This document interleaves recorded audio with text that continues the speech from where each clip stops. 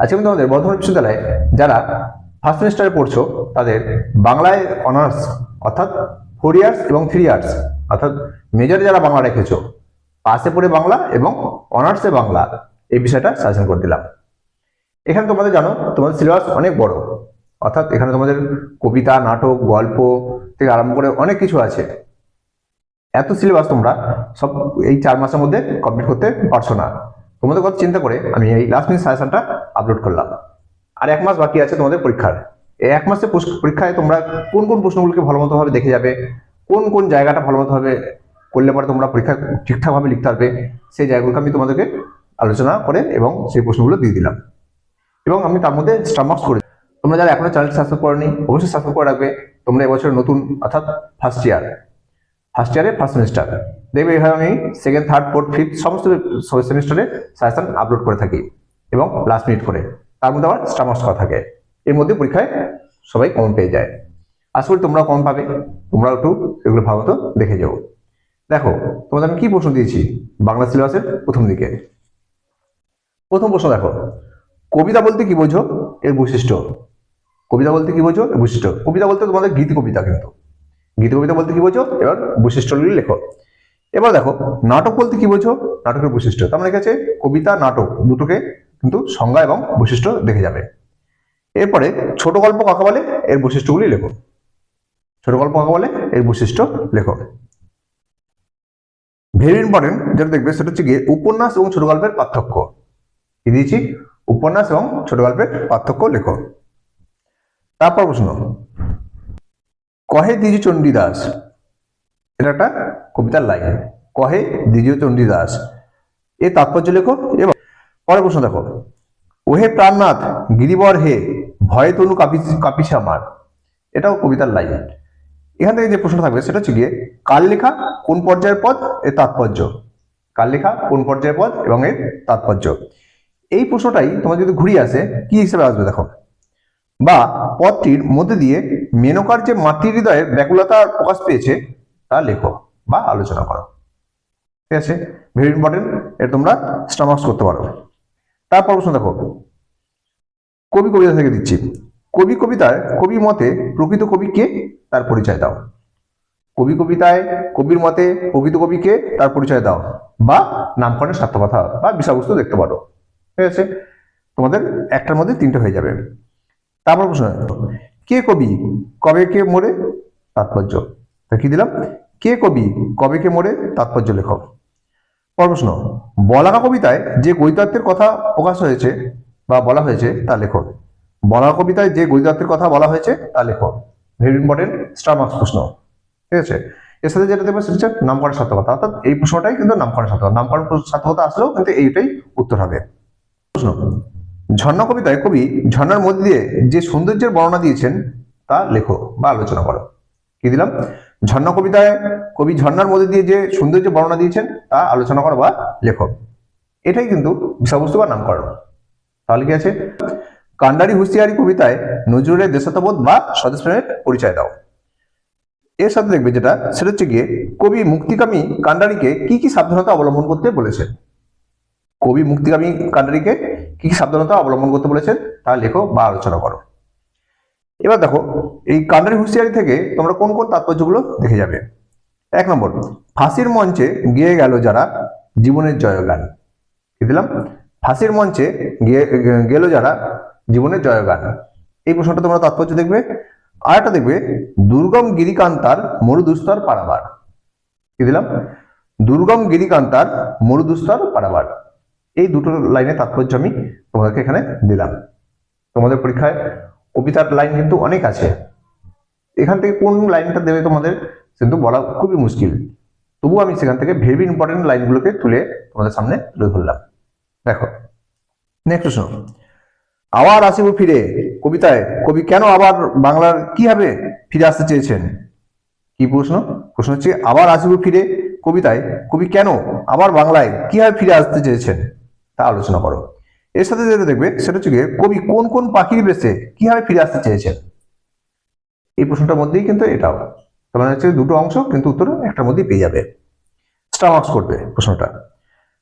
তারপরে দেখো, আমার এই পাবে তুমি ইহাদের ভিড়ে। কি দিয়েছি, আমারই পাবে তুমি ইহাদের ভিড়ে। কবি পুনরায় জন্মগ্রহণ করে কাদের ভিড়ে ফিরে আসতে চেয়েছেন? কবি পুনরায় জন্ম করে কাদের মধ্যে তিনি ফিরে আসতে চেয়েছেন তা আলোচনা করো। ঠিক আছে, রানার কবিতায় বিষয়বস্তু বা নামকরণের সার্থকতা লেখো। রানার কবিতার বিষয়বস্তু বা নামকরণের সার্থকতা লেখো।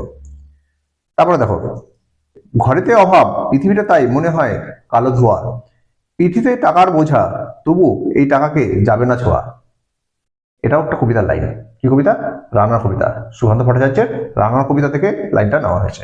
এই লাইনটা কিন্তু তাৎপর্য তোমরা ভালো মতো করবে, স্টার মার্কস করবে, খুব ভেরি ইম্পর্টেন্ট প্রশ্ন কিন্তু এটা। ঠিক আছে, তাৎপর্য দিলে কিন্তু এটা দিতে দেবে বা এটা দিয়েও একটা প্রশ্ন দিতে পারে। এই প্রশ্নটা করে যাবে, খুব ভালো গুরুত্বপূর্ণ প্রশ্ন। দেখো পরের প্রশ্ন বাবরের প্রার্থনা থেকে দিচ্ছি। কি দিয়েছি? পাথর করে দাও আমাকে নিশ্চল বা ধ্বংস করে দাও আমাকে ঈশ্বর, আমার সন্ততি স্বপ্নে থাক। এমন প্রার্থনা করার কারণ কি? ভেরি ইম্পর্টেন্ট, স্টার মার্কস করবে। আবার বলছি শোনো, পাথর করে দাও আমাকে নিশ্চল বা ধ্বংস করে দাও আমাকে ঈশ্বর, আমার সন্ততি স্বপ্নে থাক। এমন প্রার্থনা করার কারণ কি? পরের প্রশ্ন লগ্ন কবিতা থেকে। প্রিয়ের কোল থেকে এলিয়ে পড়লো যে তরুণী, কেউ কেউ তো ফিরল না। কি দিয়েছি? প্রিয়ের কোল থেকে এলিয়ে পড়লো যে তরুণী, কেউ তো ফিরল না। এটা একটা লাইন কবিতার। এর প্রশ্ন হচ্ছে গিয়ে এর মাধ্যমে মৃত্যু চেতনা কিভাবে ধরা পড়েছে তা লেখো। এই লাইনটার মধ্যে দিয়ে কিভাবে মৃত্যু চেতনা ধরা পড়েছে তা লেখো বা আলোচনা করো। দেখো নেক্সট প্রশ্ন, অতিথি গল্পের সর্বাধিক বেদনাজনক ঘটনা কোনটি তা লেখো। কি দিলাম? ছোট গল্প থেকে। ছোট গল্প কি? অতিথি, রবীন্দ্রনাথ ঠাকুরের অতিথি গল্প। অতিথি গল্পের সর্বাধিক বেদনাজনক ঘটনা কোনটি তা লেখো। এর সাথে যেটা দেখবে সেটা হচ্ছে তারাপদ চরিত্রটি লেখো, কারণ এই গল্পটা তারাপদের উপর কেন্দ্র করে কিন্তু গড়ে উঠেছে, তাই তারাপদ চরিত্রটা তোমরা ভালো মতো ভাবে দেখে যাবে। দেখো নেক্সট প্রশ্ন, নারী ও নাগিনী গল্পে নারী মনস্তত্ত্বের রূপায়ণে লেখকের কৃতিত্ব লেখো। কি দিয়েছি? নারী ও নাগিনী গল্পে নারী মনস্তত্ত্বের রূপায়ণে লেখকের কৃতিত্ব বা নামকরণের সার্থকতা।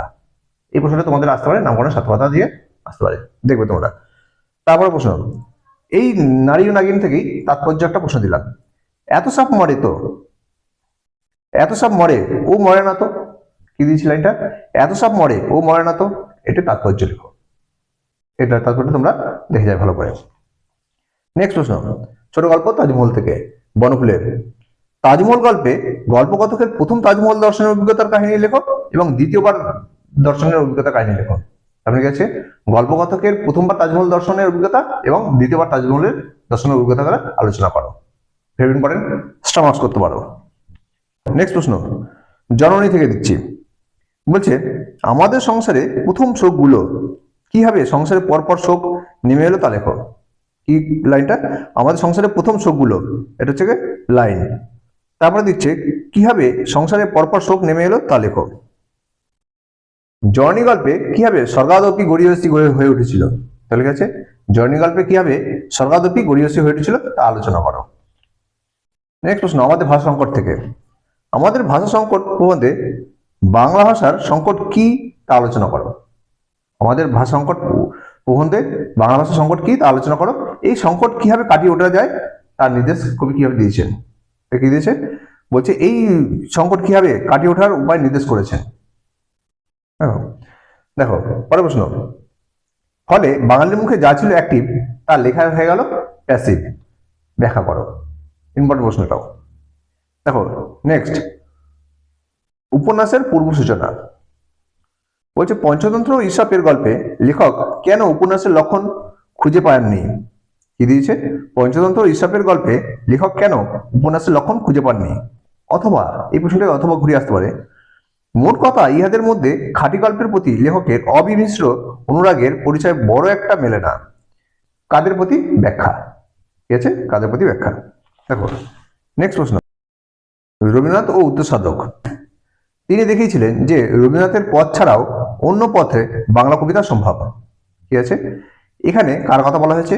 তিনি কিভাবে বাংলা কবিতায় নতুন পথ দেখিয়েছিলেন। ঠিক আছে, এই হচ্ছে তোমাদের টোটাল বাংলা মেজরের প্রশ্ন। এই প্রশ্নগুলোকে তোমরা ভালো মতো পড়ে যাও এবং প্রত্যেকটা গল্প এবং প্রত্যেকটা গল্প এবং কবিতাগুলো তোমরা ভালো মতো ভাবে একটু পড়ে যাবে। আর আমি যে প্রশ্নগুলো দিলাম এগুলোকে একটু মুখস্থ রাখবে ভালো করে, তাহলে দেখো তোমাদের পরীক্ষা কোনো অসুবিধা হবে না। তোমরা যারা এখনো চ্যানেলটি সাবস্ক্রাইব করনি অবশ্যই সাবস্ক্রাইব করে রাখবে তোমাদের প্রত্যেকটা সেমিস্টারে আমি হাতের মুঠে এইভাবে প্রশ্ন আমি আপলোড করে দেবো। দেখো